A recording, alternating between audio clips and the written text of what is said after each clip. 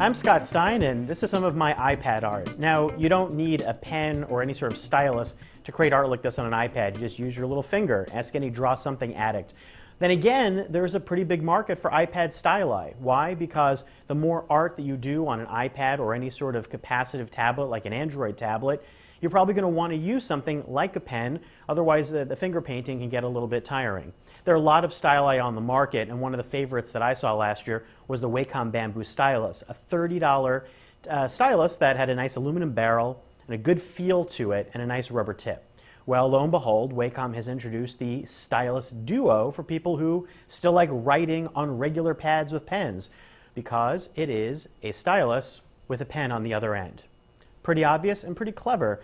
This is $10 more than last year's Wacom stylus, and it's a little bit larger to accommodate the size and feel of what a pen would be. Plus, there's a refillable ink cartridge in here that works like any standard refillable ballpoint ink pen.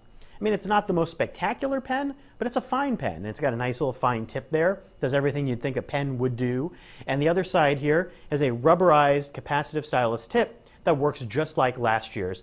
Now, if anyone hasn't used a capacitive stylus before, you might be a little thrown by the fact that it doesn't come to a sharp tip. It kind of replicates what your finger does, and it has a soft touch, but it doesn't have any pressure sensitivity because there is no pressure sensitivity on styli using the iPad, unlike what you'd see on the Samsung Galaxy Note.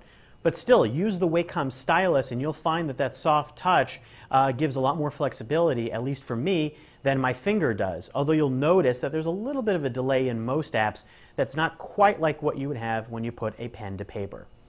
Keep the cap off, and I think it's a little too short for as a pen, but if you put that cap on the back, it feels perfect. Now, what's the appeal of having a pen and a stylus together?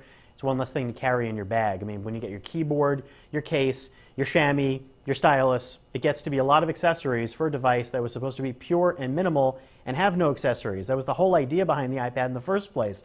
But if you're an artist and if you find yourself using a lot of the great sketch apps that are on the iPad already, like Paper and all these other programs, then you might find yourself really getting a kick out of using one of these styli.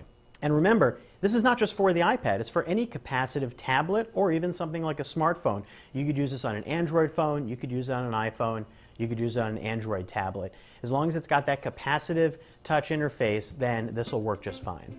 I'm Scott Stein, and that's a look at the Wacom Bamboo Stylus Duo.